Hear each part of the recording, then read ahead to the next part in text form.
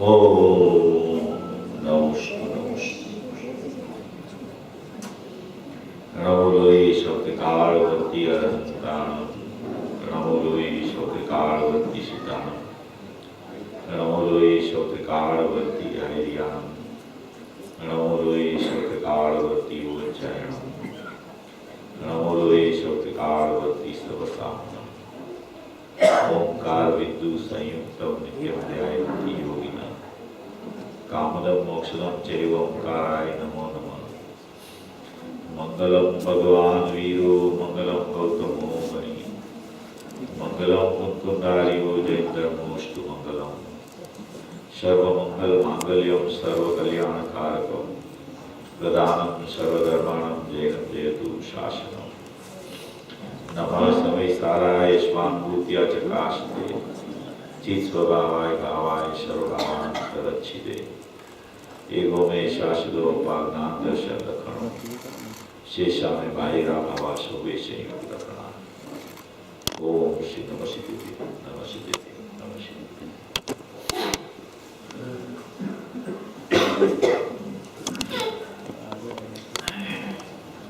प्रवचन सार की परमागम शास्त्र की लेह तत्व प्रज्ञापन की 172 गाथा, उसके ऊपर अलिंगन के 20 बोल है।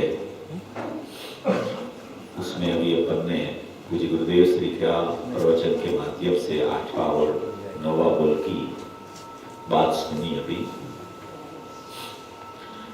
ये प्रवचन सार में जो ये अलिंगन के बोल आए हैं, उसमें जो अभी बोल चल रहे हैं, वो अपन ने कल जो चर्चा की थी, वो सब उपयोग लक्षण वाले बोल है। उपयोग लक्षण किसे कहते हैं? वो आत्मा का एक स्थायी लक्षण होता है। आत्मा जैसे त्रिकाल भगवान आत्मा त्रिकाल स्वरूप है, अनादि अनंत है, एक रूप है, ध्रुव है।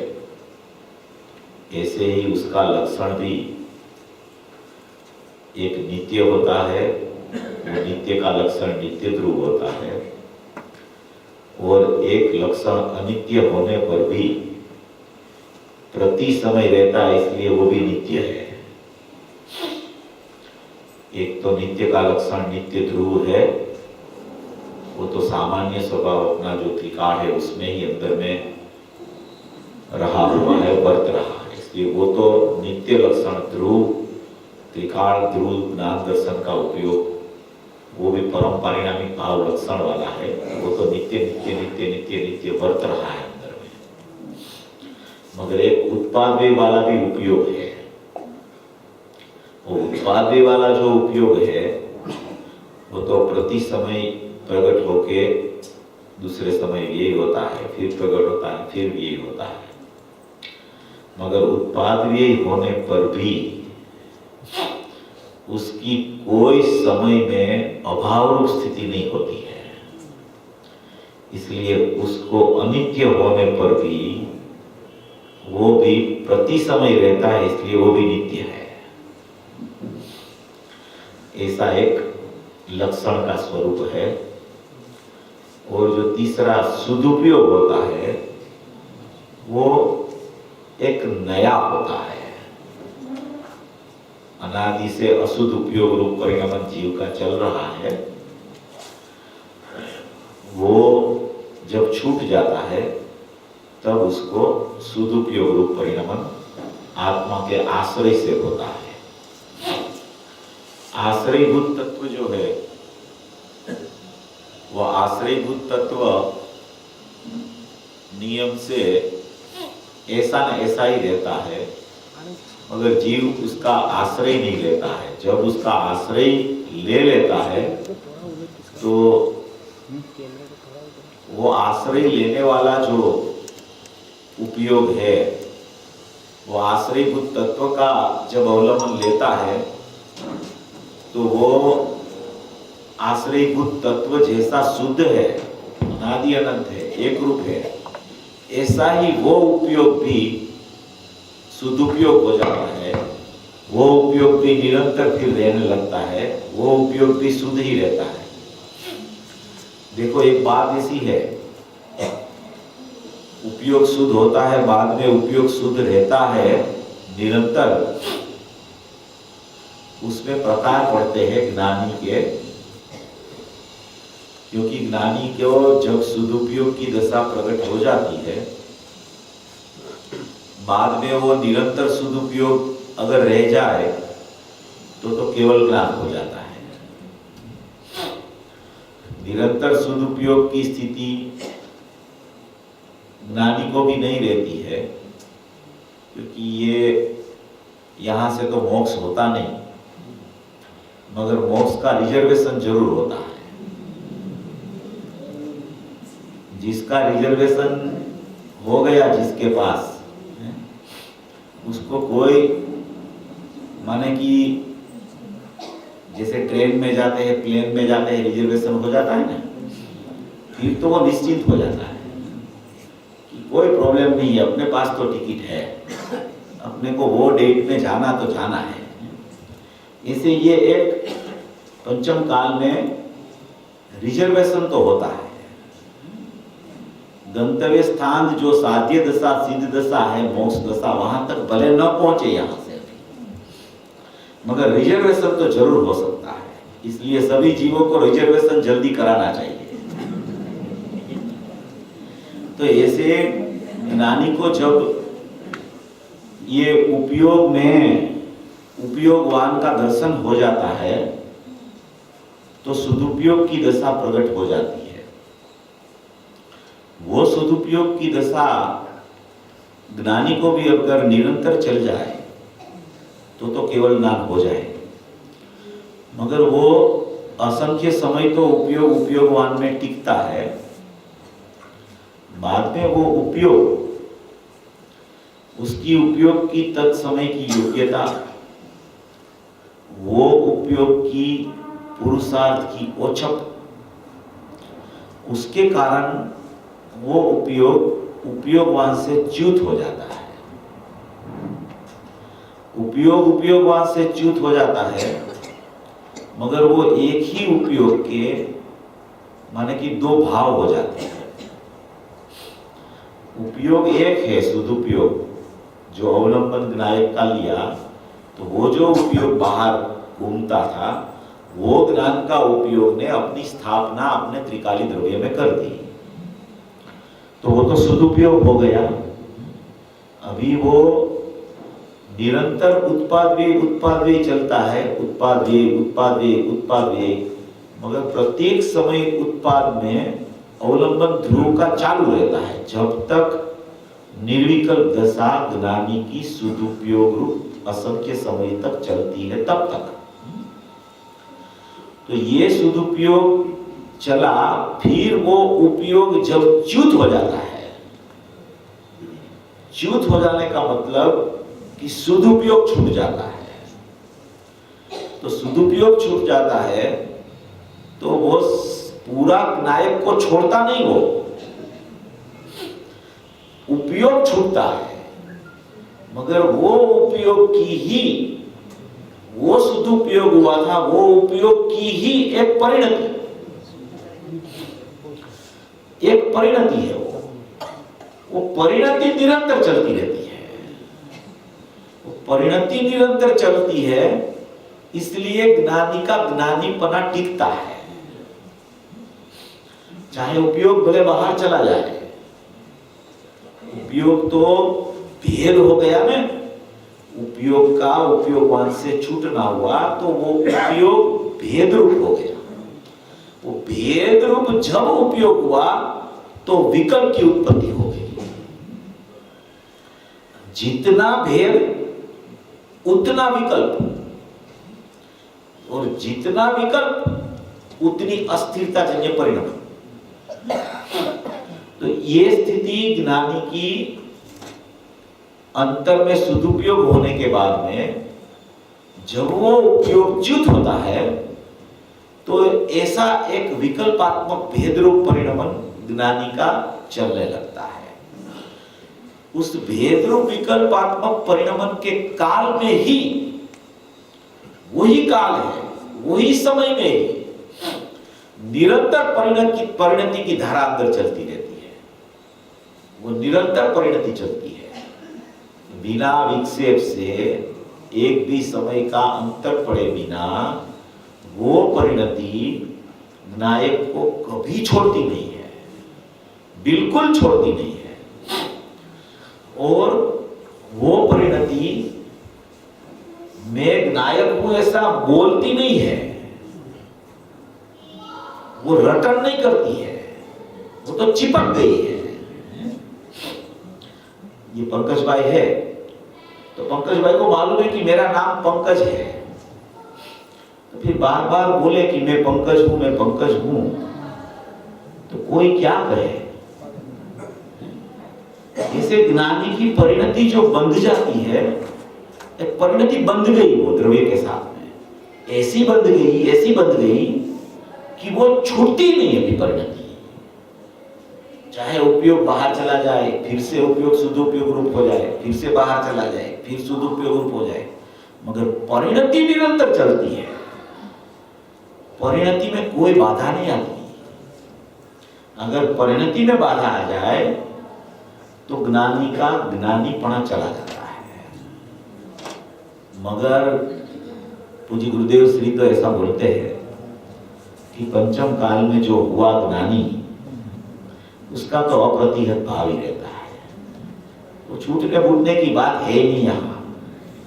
वो समय सार की 38 गाथा, प्रवचन सार की 92 गाथा के आधार से गुरुदेव बहुत सिद्ध करते हैं इसको कि पंचम काल के मुनि, पंचम काल के आचार्य 38वीं गाथा में लिख गए हैं कि मोह का अंकुरा को मूल से हमने उखाड़ दिया है, वो अभी मोह का अंकुर आने वाला है ही नहीं। मानव गाथा में बोलते आगम कौशल्य से जो अपना स्वभाव का ग्रहण कर लिया वो कभी छूटने वाला नहीं है। इसलिए एक ऐसी परिणति बन जाती है, ऐसी परिणति की धारा चलती है, वो सदुपयोग का ही एक विभाग है। उपयोग भले छूट जाए, क्योंकि निरंतर उपयोग तो ये काल में रहता ही नहीं। संयोगसम ज्ञान है, संयोगसम समय दर्शन है, तो वो तो माने कि निरंतर रहता नहीं है, मगर परिणति छूटती नहीं। इसीलिए परिणति में क्या होता है, यहाँ जो अपन क्रियाशील उपयोग ले रहे हैं अनुभव में, वो क्रियाशील उपयोग जो है, वो क्रियाशील उपयोग में एक क्रियाशील परिणति है।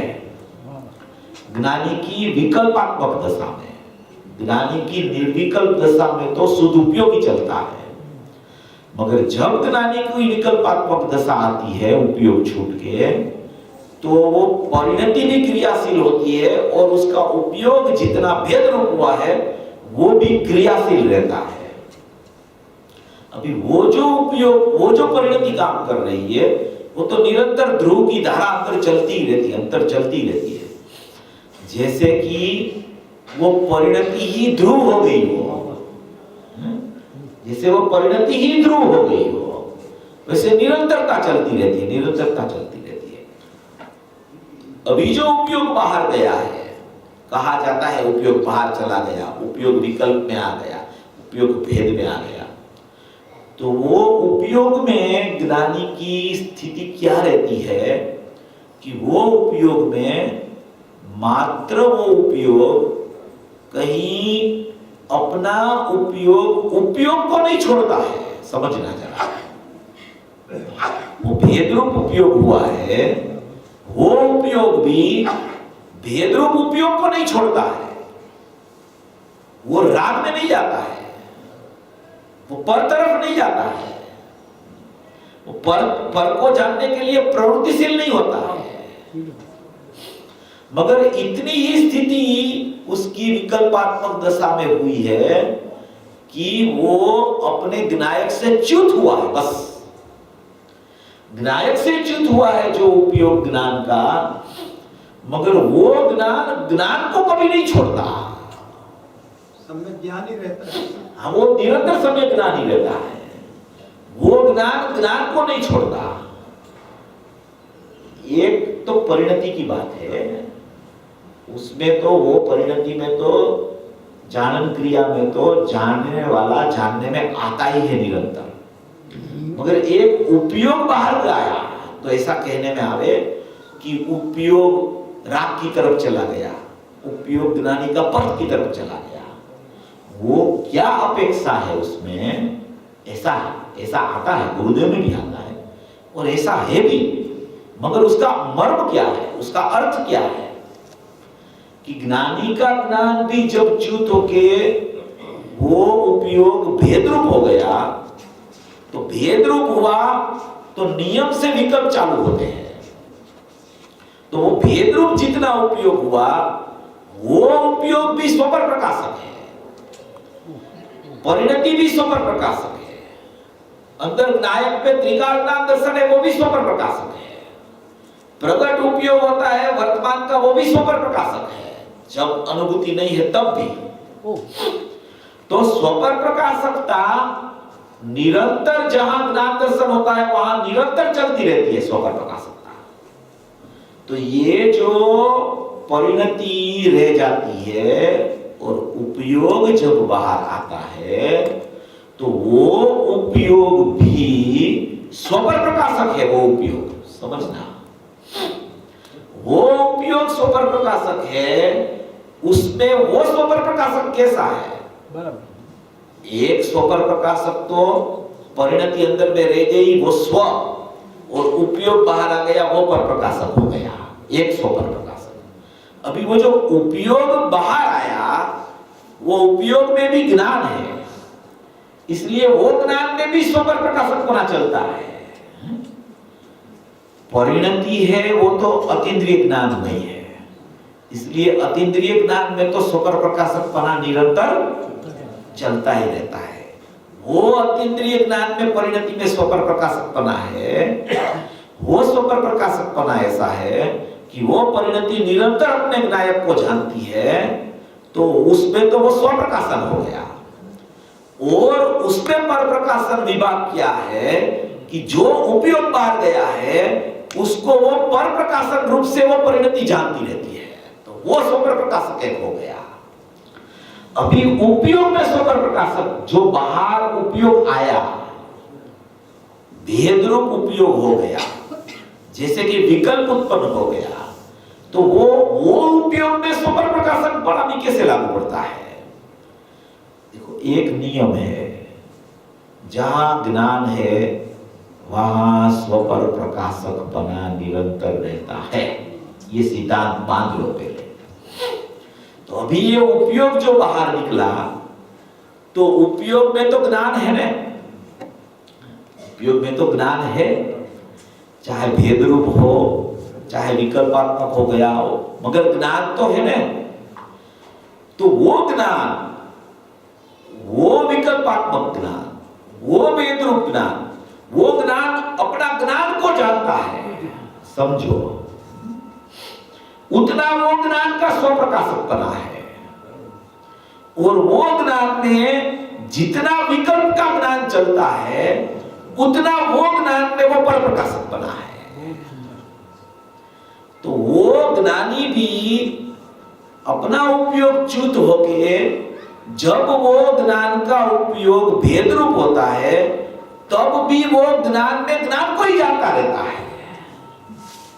और वो ज्ञान में स्वपर प्रकाशकता होने के कारण ज्ञान में ज्ञान को जानते समय उसको कैसा विकल्प बाहर में राग आदि रूप चल रहा है उसका भी ज्ञान विकल्पात्मक दशा में जो उपयोग बाहर चला भेद रूप, उसमें वो जितना राग चल रहा है उसका भी ज्ञान वो भेद रूप ज्ञान में उसको चलता है, मालूम पड़ता है।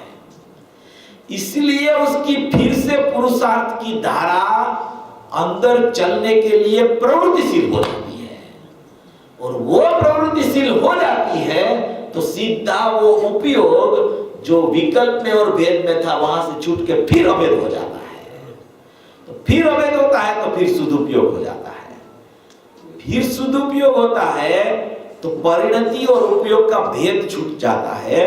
वो परिणति और उपयोग एक होके फिर अखंड शुद्ध उपयोग चलता है वहां निर्विकल्प दशा के काल में।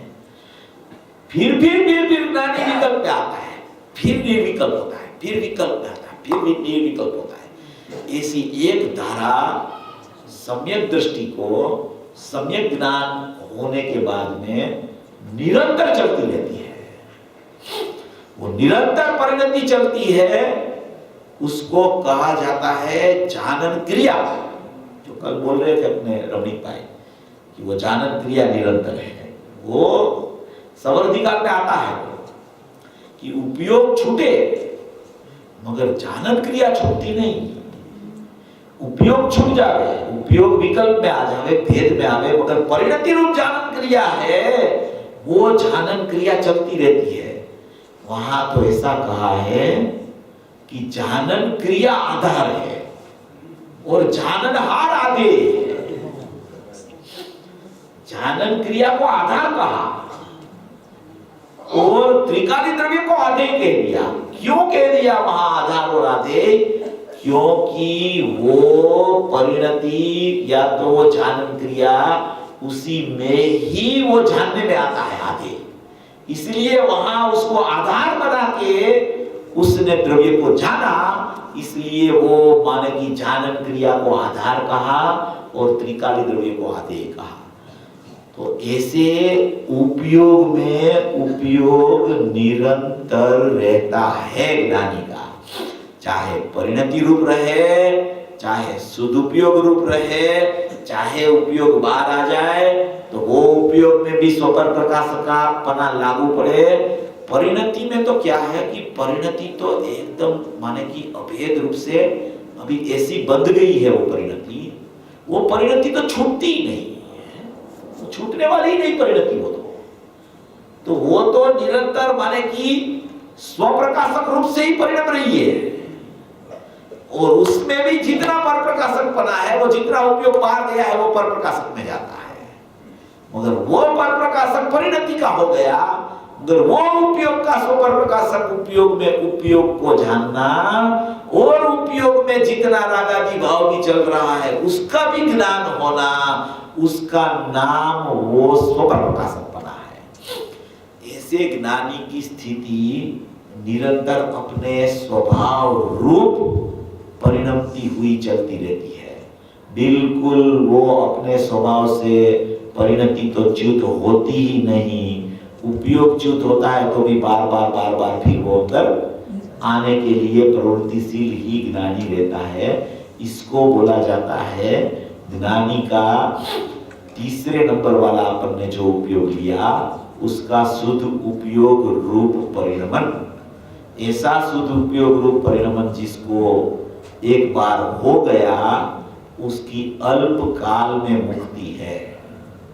मुझे गुरुदेव श्री ने 45 साल तक जो उपदेश दिया, 45 साल तक, उसमें उसकी मुख्यता सम्यक दर्शन की प्राप्ति कैसे होवे और मिथ्या दर्शन कैसे चला जाए, यही बात पर 45 साल तक वजन दिया है उसने कि आज तक तूने सम्यक दर्शन की प्राप्ति नहीं की, वो आज तक तेरा मिथ्यात्व गया नहीं, तो वो अनंत संसार का कारण जो मिथ्यात्व है वो तेरा कैसे चले जाए और सम्यक दर्शन की प्राप्ति कैसे हो जाए। बाद में राग द्वेष तो अल्प संसार है, वो तो माने कि उसकी तो कोई कीमत ही नहीं है। वो राग तो माने कि लंगड़ा हो गया, अभी उसके पैर टूट गए, अभी वो चल नहीं सकता ज्यादा। क्यों नहीं चल सकता? क्योंकि उसको पता चल गया कि ये जीव ने मेरा स्वामित्व तो छोड़ दिया है, अभी ये मेरा स्वामित्व तो कर ही नहीं रहा है, मुझे कोई आवकार ही नहीं देता है, मेरी याद भी नहीं करता है, मुझे आमंत्रण भी नहीं देता है, मेरी तरफ देखता भी नहीं है। तो फिर वो घर पे मेहमान आवे ना, आप उसकी तरफ देखो ही नहीं, तो फिर वो बार बार नहीं आवे, बोले कि यहाँ तो ये अपने काम की चीज नहीं है। मगर आजकल तो सब बहुत मेहमानों को बुलाते ही रहते हैं, ये राग तो तैयार है आपके ऊपर सवार होने के लिए। इसलिए स्वार्थी बनो, स्वार्थी बनो, सब संसार के संबंध को भूल जाओ, याद ही मत करो उसको। संसार का परिणमन, ये मेरा समाज है, इसमें ऐसा चलना चाहिए, अरे भूल जाओ भैया, तेरा समाज तो अनंत गुण है अंदर बैठा है, वो तेरा समाज है, और कोई समाज है ही नहीं तेरे पास तेरा। मुझे बेश्री बोलते हैं कि अनंत गुणों का ओरड़ा भरा है अंदर, ये समाज तेरा अंदर है भैया, बाहर कोई तेरा समाज हो ही नहीं सकता।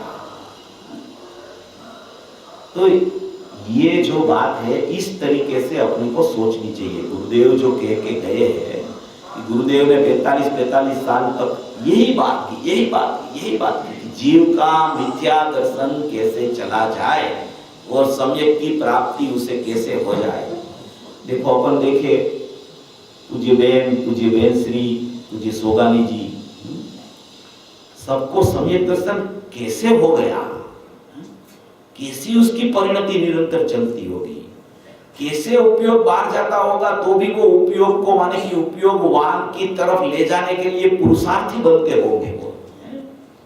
जैसे सोगानी जी की दशा अपन देखे तो उसको विकल्प में भी निर्विकल्प की चर्चा करें। खुद तो विकल्प में घूमते हो मगर विकल्प में भी निर्विकल्प की चर्चा करें, विकल्प की बात ही नहीं करे, विकल्प को स्पर्श नहीं होने दे कभी अपने को। सभी ज्ञानी का ऐसा ही होता है, चाहे पूज्य बेनश्री हो, पूज्य बेन हो, चाहे सोगानी जी हो, मगर इसकी तो कोई माने की स्थिति ही गजब प्रकार की, अलग प्रकार की स्थिति। जैसे एक रात में सम्यक दर्शन की प्राप्ति होना, ज्ञान और राग को भिन्न मान लेना और अपने स्वभाव में सदुपयोग की प्रकटता कर लेना, कितना पुरुषार्थी जीव होगा, कितना अंदर चिंतन मंथन चलता होगा, कैसे उसने अपने स्वभाव की प्राप्ति कर ली होगी। बैठे बैठे निर्णय हो गया उसको। गुरुदेव ने बोला राग बिन ज्ञान बिन, राग बिन ज्ञान बिन, बस वहां बैठे बैठे पता चल गया उसको।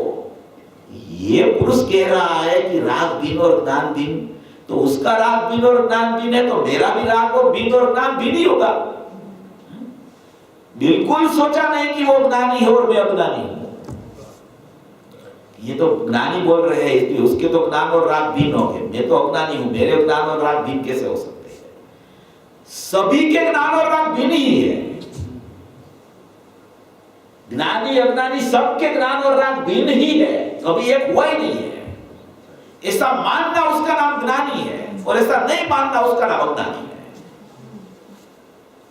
तो ऐसी सब चर्चाएं है। अभी अपना बोल चल रहा है, बोल तो आगे ही नहीं बढ़ता अपना। अभी अपन पढ़ लेते थोड़ा। छठवां बोल हो गया था, सातवां भी हो गया। ज्ञेयों का अवलंबन, उपयोग को ज्ञेयों का अवलंबन नहीं होता। अभी देखो आठवां बोल है। सातवां बोल पढ़ते हैं, जिसके लिंग द्वारा अर्थात उपयोग नामक लक्षण द्वारा ग्रहण नहीं है, अर्थात ज्ञेय पदार्थों का आलंबन नहीं है, वह अलिंग ग्रहण है। इस प्रकार आत्मा के बाह्य पदार्थों का आलंबन वाला ज्ञान नहीं है, ऐसे अर्थ की प्राप्ति होती है।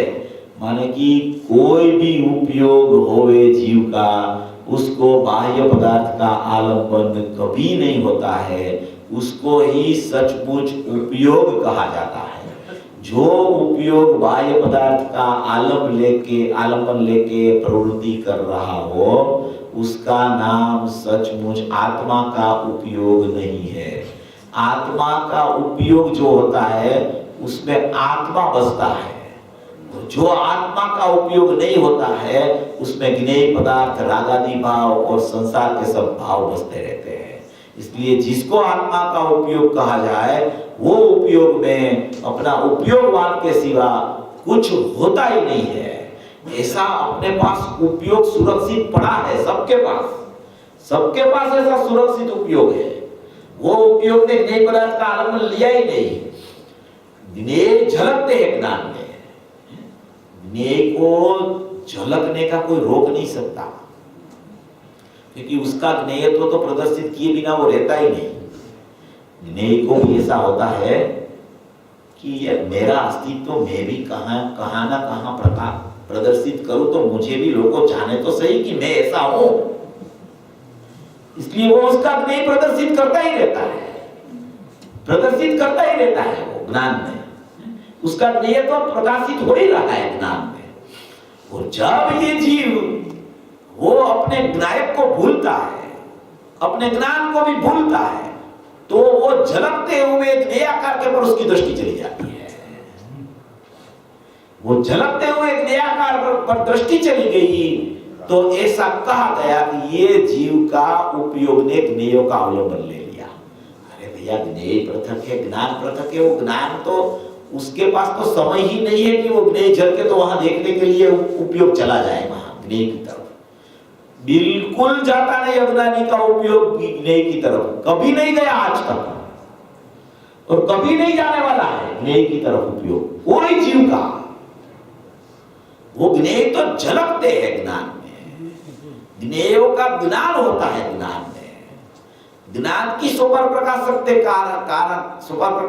के कारण ज्ञान में सभी पदार्थ स्व और पर झलकते रहते हैं, झलकते रहते हैं। वो दोनों का ज्ञान होता है ऐसा कहो, मगर वो दोनों का ज्ञान होने के समय उसका उपयोग में, उसका ज्ञान में अगर उसका कोई भी परिणमन ज्ञान का में ज्ञान रूप हुए से चलता होने पर भी अगर वो नहीं मानता है तो वो ज्ञेयाकार ज्ञान जो हुआ उस पर ही उसकी दृष्टि निरंतर रहती है। और ज्ञेयाकार ज्ञान पर जब तक दृष्टि रहती है तब उसका लक्ष्य ज्ञेय की तरफ ही रहता है, लक्ष्य ज्ञेय की तरफ रहता है। तो ऐसा कहा जाता है कि अज्ञानी का उपयोग ज्ञेय की सन्मुख है, पर की सन्मुख है, विभाव की सन्मुख है, संयोगों की सन्मुख है, ऐसा कहा जाता है। सन्मुख हुआ नहीं है।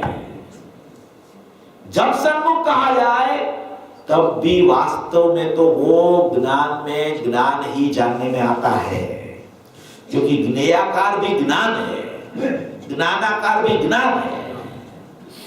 वो ज्ञेयाकार ज्ञान में ज्ञेयाकार ज्ञान की स्थिति ऐसी होती है कि वो ज्ञेयाकार ज्ञान अपने से बना है। ज्ञेयाकार ज्ञेयों के कारण बिल्कुल नहीं बना है। कोई ज्ञेय ज्ञान को ज्ञेयाकार नहीं बना सकता। कोई भी ज्ञेय हो वो ज्ञान को ज्ञेयाकार बना ही नहीं सकता। उसमें ताकत ही नहीं है उसको ज्ञान को ज्ञेयाकार बनाने की, उसकी शक्ति ही नहीं हो, तो प्रविष्टि नहीं हो सकता वो ज्ञान में। पृथक ही रहता है, पृथक ही रहता है, पृथक ही रहता है। स्वतंत्र यहां वो ज्ञान का परिणमन उसकी क्षणिक उपादान की स्थिति से ही, षटकारक की स्थिति से ज्ञान में उसकी योग्यता के कारण वैसा ही परिणमन हो जाता है। ज्ञानाकार रूप ज्ञेयाकार परिणमन होता है। वो ज्ञानाकार रूप ज्ञेयाकार परिणमन हुआ तो उसमें ज्ञान के आकार भी है और ज्ञेय के आकार भी है। ज्ञान के आकार है उसका मतलब कि वो ज्ञान तो है ही, ज्ञान के आकार, ज्ञेय के आकार, कोई आकार नहीं बनता है वहां अंदर। किसी को चित्रीकरण हो जाता है ना कि ऐसा एक चित्र हो गया अंदर में, ये शास्त्र है, ऐसा शास्त्र अंदर में चित्रित होता है। बिल्कुल ऐसा नहीं होता है। कोई ज्ञेय के आकार माने कि वो आकार यहां आ जाते हैं कि ऐसा आकार यहां बनता है, ऐसा नहीं है। आकार माने स्वरूप। आकार की परिभाषा, आकार का वाच्य स्वरूप है। ज्ञान का स्वरूप ऐसा हो जाता है कि ऐसा ही बाहर में नहीं होता है। उसको कहा जाता है कि ज्ञान ज्ञेयाकार हो गया, ज्ञान ज्ञेयाकार बन गया, ऐसा स्वरूप बन जाता है ज्ञान का। ज्ञान की स्वतंत्र शक्ति के कारण, स्वतंत्र षटकारक के कारण बनता है वो। ज्ञेय की कोई अपेक्षा नहीं उसको, वो परम निरपेक्ष है ज्ञान, कोई अपेक्षा रखता ही नहीं किसी की, स्वतंत्र परिणमन है। वो ज्ञेयाकार बना तो वो ज्ञेयाकार पर दृष्टि गई, तो वो दृष्टि ज्ञायक पर नहीं गई, तो वो ज्ञेयाकार ज्ञान पर दृष्टि गई, उसका मतलब ही उसकी दृष्टि ज्ञेय पर चली गई। क्योंकि जैसा ज्ञेयाकार ज्ञान है ऐसा ही बाहर में ज्ञेय है, इसलिए उसको ऐसा लगता है कि ये ज्ञेय ने मेरा कुछ कर दिया, ये ज्ञेय ज्ञान में आ गया, ये ज्ञेय से कुछ ज्ञान हो गया, उसके कारण से कुछ यहां ऐसा हो गया। बिल्कुल भ्रमणा है ये, कमाल दृष्टि की है। दृष्टि कहां जाती है उसकी? ज्ञेयाकार ज्ञान पे जाती है, ज्ञानाकार ज्ञान पे रहती है कि ज्ञायक पे चली जाती है? बस ज्ञेयाकार ज्ञान पे दृष्टि जावे ने तो वो मिथ्यात्व हो जाती है दृष्टि। ज्ञान का एक समय का परिणमन ज्ञानाकार है, उसके ऊपर चली जावे दृष्टि तो मिथ्यात्व गलने की शुरुआत होती है, और वो दृष्टि ज्ञायक पर चली जावे तो मिथ्यात्व चला जाता है। ऐसी बात है।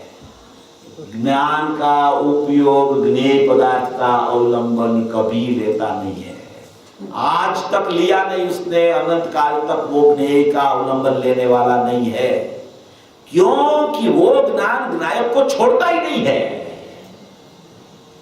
वो छोड़े तो वहां जाए में, उपयोगवान को छोड़ता ही नहीं,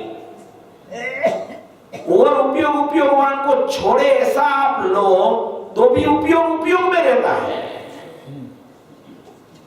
भेद रूप हो गया तो भी उपयोग में रहता है, वो भिन्न में नहीं जाता, या तो भेद में रहता है या तो अभेद में रहता है, भिन्न में जाता ही नहीं वो उपयोग। ऐसी कोई सत्ता है।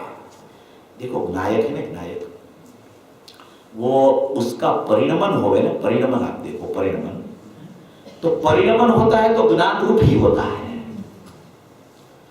और वो ज्ञायक है। परिणमन से देखे तो ज्ञान रूप परिणमता है, और परिणमन से न देखो तो वो अपरिणामी है। बस इतनी ही स्थिति है जीव के पास।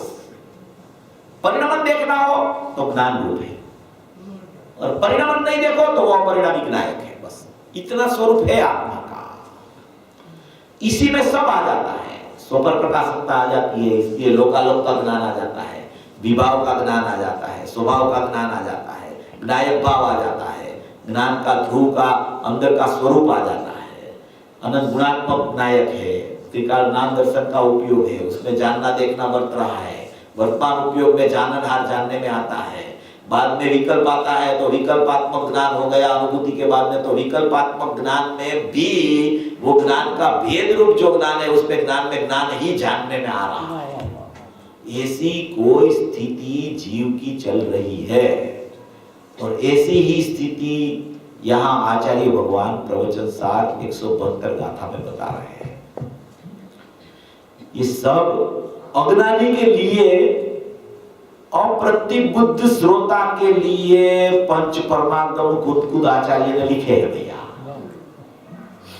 नियम सार अपने लिए बनाया, समय सार अप्रतिबुद्ध के लिए बनाया, प्रवचन सार तो सम्यक ज्ञान प्रदान ग्रंथ होने पर भी पूरे बंधारण की व्यवस्था सिद्ध की है इसमें। ज्ञान तत्व प्रज्ञापन क्या है, ज्ञेय तत्व प्रज्ञापन क्या है, चरणानुयोग सूचक चुलिका क्या है, सब बात इसमें प्रवचन सार में बताई है। इसलिए उपयोग ज्ञेय का अवलंबन कभी लेता ही नहीं, कभी लिया ही नहीं उसने अवलंबन, और लेने वाला भी नहीं है। कितना भी विचार करो ऐसे ऐसे ऐसे इसको जान लूं, वो नहीं, वो सचमुच ऐसे सम्यक प्रकार से वो जानने में भी नहीं आएगा। उपयोग को बाहर ले जाओ और उसका ज्ञान करने के लिए प्रवृत्तिशील हो जाओ, इसको जान लो, इसको जान लो, इसको जान लो, इसको जान लो, वो सम्यक प्रकार से वो जानना ही नहीं होगा उसका। क्योंकि एक को जानोगे ना तो दूसरा जानना रह जाएगा, दूसरे को जानने जाओगे तो तीसरा का जानना रह जाएगा। और अतीन्द्रिय ज्ञान में, सदुपयोग में, या तो उसकी परिणति में वो सम्यक प्रकार से स्वपर प्रकाशक हो गई होने से आत्मा को जो ज्ञान और जो ज्ञान आत्मा का जो ज्ञान है वो आत्मा को जान लेता है, वो स्व और पर को सम्यक प्रकार से यथार्थ जान लेता है। इसलिए अगर पर को जानने का भी लोभ है ना, तो सबसे पहले स्व को जान लो भैया। पर का जानना एकदम यथार्थ हो जाएगा। वो भक्ति आती है ना, कल वो रमेश भाई कमल गाते थे ना, वो आती है उसकी, जानवाना लोभ मां सगड़ो संसार छे। जानने के लोभ में, जानना तो स्वभाव है, मगर उसको जानने का लोभ चल रहा है। इसको जान, इसको जान, इसको जान, इसको जान। ये नहीं को जाना, ये रह गया। देवलाली को जाना तो शिखर जी रह गया, शिखर जी को जाना तो गिरनार रह गया। पहले सबको जानने के लिए सब जगह चला जाओ, फिर आत्मा को जानूंगा। तेरी फिर कभी आएगी नहीं। वो तो ऐसी बात है, आजे रोकड़ा काले उधार, ऐसी बात है ये। तो माने कि सबसे पहले तो प्रवृत्ति अपने आत्मा को जानने की करनी चाहिए। और आत्मा को जानने की माने कि आत्मा की समझ करनी चाहिए कि आत्मा सचमुच है कैसा। ये गुरुदेव आत्मा आत्मा आत्मा ढाई अक्षर का शब्द रोज बोलते हैं, और मुझे तो ये आत्मा आत्मा आत्मा आत्मा में विकल्प करता हूं, अगर समझ में ही नहीं आता तो गहराई में जाना पड़ेगा, सोचना पड़ेगा, विचार करना पड़ेगा, चिंतन करना पड़ेगा, निर्णय की भूमिका करनी पड़ेगा। ये सब तो प्रवृत्ति करनी पड़ेगी जीव को। जितना भी कार्य जीव कर रहा हो पूरे दिन में, उसमें उसको संतुष्टि नहीं होनी चाहिए जब तक आत्मा की प्राप्ति नहीं होगी तब तक। ये क्या संतुष्टि हो जाती है, 2-4 घंटा स्वाध्याय हो जाता है तो आज का काम तो बहुत अच्छा हो गया, ऐसा लगता है उसको। ये संतोष का मार्ग नहीं है इसमें। ज्ञानी को तो जब उसको सदुपयोग में आत्मा की अनुभूति होती है, फिर उपयोग च्युत होता है और परिणति चलती है। परिणति की बिल्कुल कीमत नहीं होती ज्ञानी को, समझना, बिल्कुल कीमत नहीं होती है परिणति की। उसको तो उपयोग बाहर चला गया ना, वो नहीं जाना चाहिए, वो अंदर आना चाहिए, ऐसा पुरुषार्थ चलता है। परिणति की है, परिणति तो है, उपयोग तो आ जाएगा, ऐसा नहीं होता ज्ञानी को 2-4 घंटा स्वाध्याय तो हो गया, सब दर्शन हो जाएगा, ऐसा नहीं होना चाहिए। जब ज्ञानी जिसने आत्मा का अनुभव कर लिया, वो अनुभव वाली परिणति की कीमत नहीं रखता है,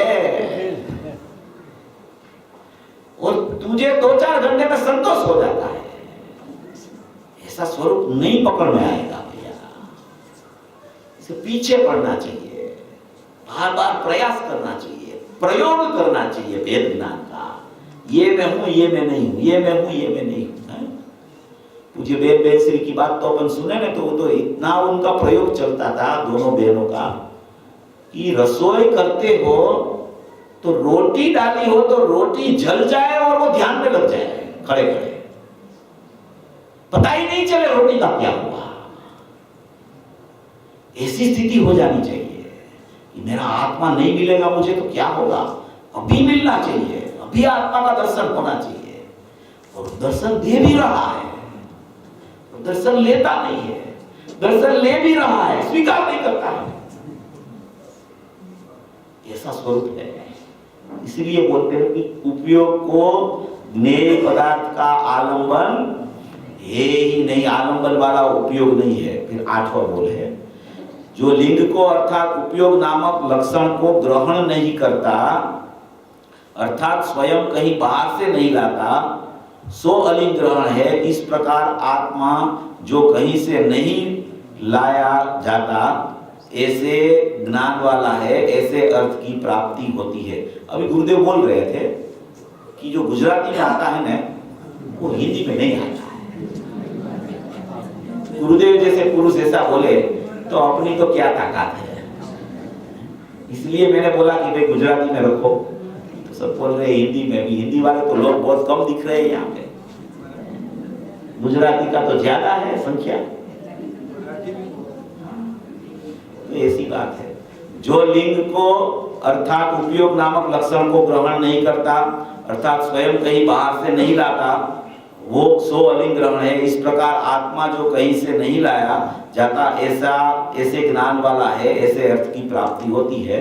माने कि उपयोग लक्षण कहीं बाहर से नहीं आता। उपयोग लक्षण उपयोगवान का है तो वो बाहर से कैसे आएगा? अपने को ऐसा लगता है ना कि भैया देखो, अभी जो आप अलिंग ग्रहण की बात कर रहे हो उपयोग की, तो हम घर पे थे तब तो ये बात हमें पता नहीं थी। अब हम यहाँ आ गए तो हमें पता चला कि ये 8वें बोल में क्या है, 7वें बोल में क्या है, ज्ञानी का 3 प्रकार का लक्षण कैसा होता है, मान कि आत्मा का 3 प्रकार का लक्षण क्या होता है, उपयोग, उपयोग और सदुपयोग, ये सब तो हम यहाँ घर से आए तब हमको पता चला ना, ये सुना तो वो उतना उपयोग तो बाहर से आया ना। यही तो भ्रमणा है बड़ी। उपयोग तो उपयोग में से ही आता है। उसको ऐसा लगता है कि मैं यहां गया इसलिए मुझे पता चला। तो दिव्य ध्वनि छूटती है। दिव्य ध्वनि कल अभय जी भाई साहब ले रहे थे ना दिव्य ध्वनि का,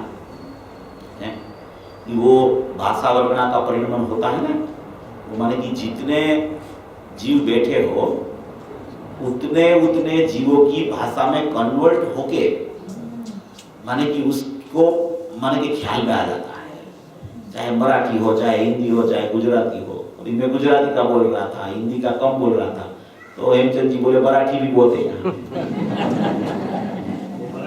तो सभी भाषा वाले को दिव्य ध्वनि छूटती है तो कैसे पता चल जाता है?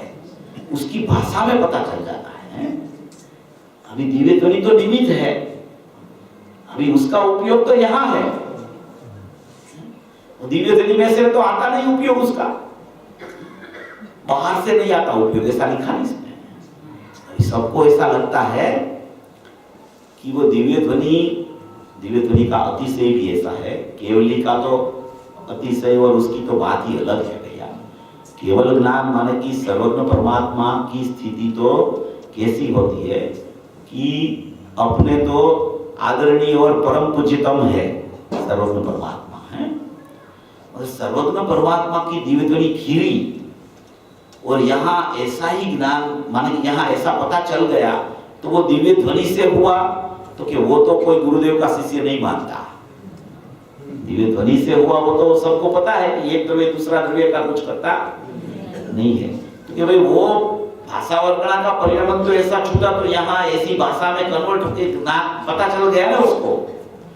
तो भैया ऐसा है कि कोई भी जीव का दिव्य ध्वनि तो निमित्त रूप होती है, मगर उसका ज्ञान का उपयोग नायक में से आता है। वो ज्ञान का उपयोग उसी समय नायक में से निकला है, और वो उपयोग में ऐसा ही सोपर प्रकाशक बना है कि वो उपयोग से ही पता चलता है कि ये आई भाषा। बिल्कुल दिव्य ध्वनि से पता नहीं चलता, बिल्कुल वो भाषा कन्वर्ट होकर यहां नहीं आती। अपना ज्ञान का सोपर प्रकाशक परिणमन का उत्पाद ही ऐसा होता है, अपना उपयोग ही ऐसा अंदर से उपयोगवान में से निकला है कि वो उपयोग की सोपर प्रकाशकता में जानना है। तो ऐसा ही स्वरूप जानने में आता है कि दिव्य ध्वनि में भी ये बात आ गई है। दिव्य ध्वनि ऐसी खीरी है। दिव्य ध्वनि में तीर्थंकर परमात्मा ये कह रहे हैं, वो अपना ज्ञान में ज्ञान को जानते पता चलता है, नहीं कि दिव्य ध्वनि को जान के, नहीं कि उसकी भाषा को जान के। अपना ज्ञान में ज्ञान को जानना, उपयोग में उपयोग का जानना चल रहा है, तो उसको पता चल जाता है कि दिव्य ध्वनि में अभी ऐसी बात आ रही है। वो अपना उपयोग है, वो वहां बाहर से नहीं आया, दिव्य ध्वनि में से नहीं आया, उसकी भाषा वर्णना में से मेरा ज्ञान नहीं आता, उसकी भाषा वर्णना का परिणमन है, वो भी उसका ज्ञान में से नहीं निकलता। तो उसकी भाषा वर्णना से मेरा ज्ञान का परिणमन का उपयोग कैसे हुए? स्वपर को जानने की शक्ति अपने ज्ञान में है, और स्वपर को कहने की शक्ति तो भाषा में है।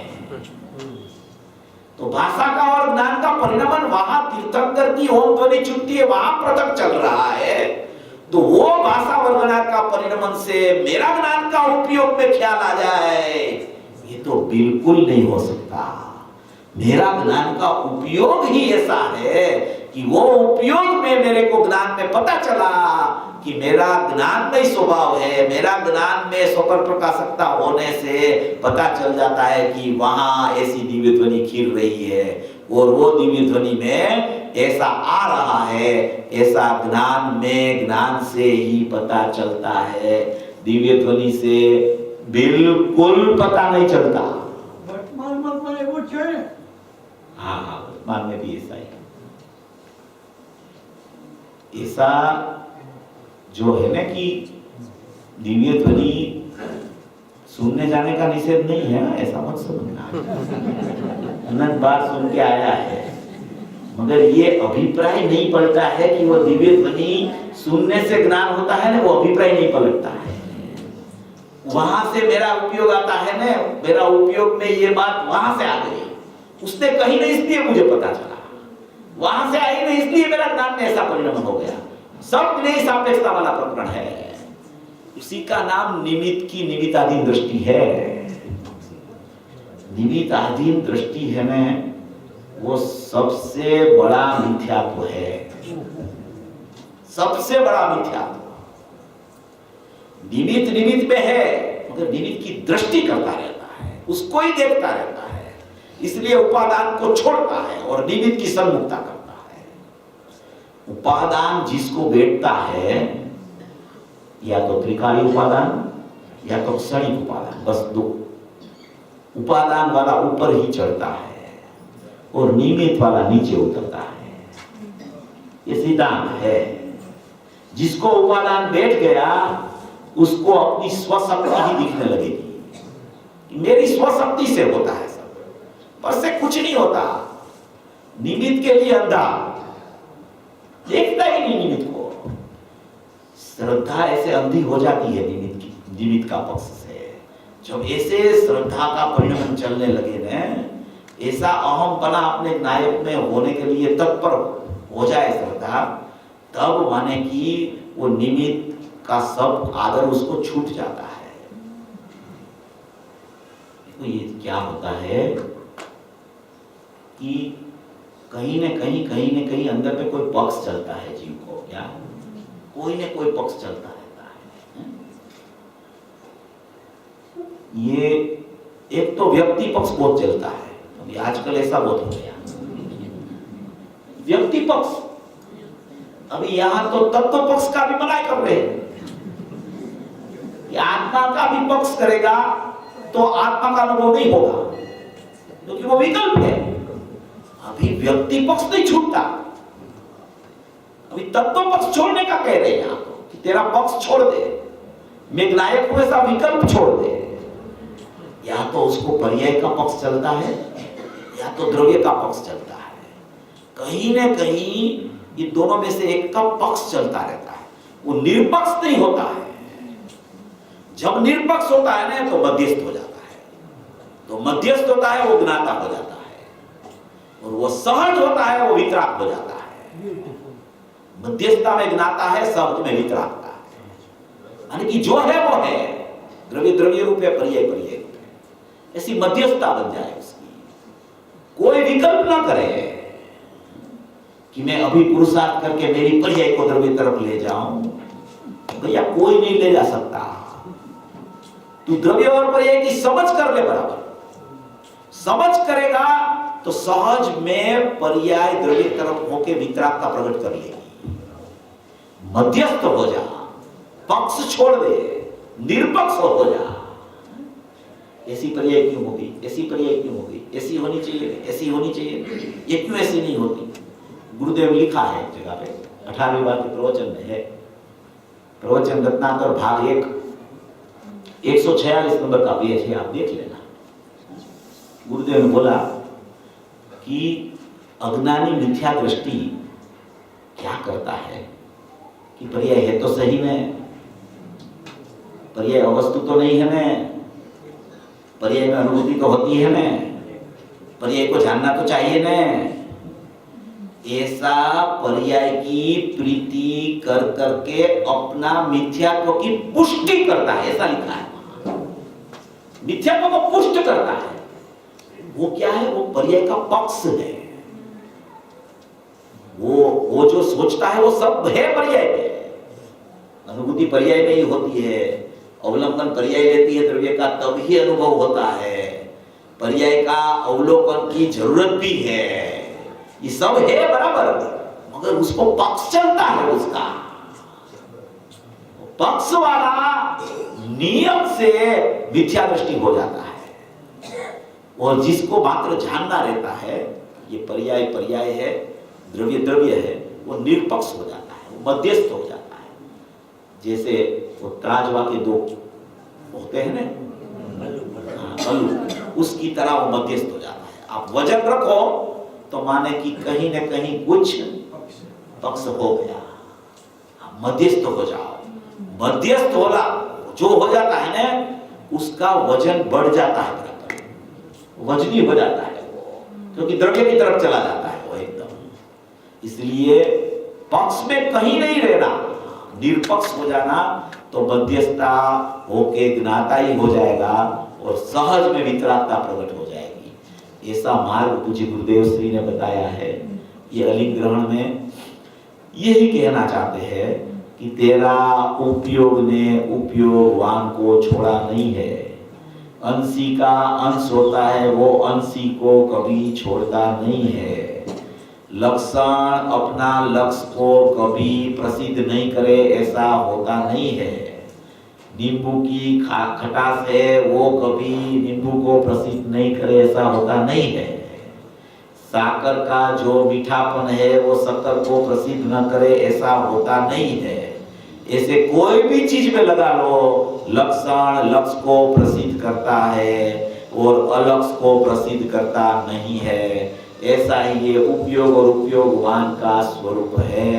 ऐसा स्वरूप समझकर सभी भवी जीव मोक्ष मार्ग में प्रयाण करें।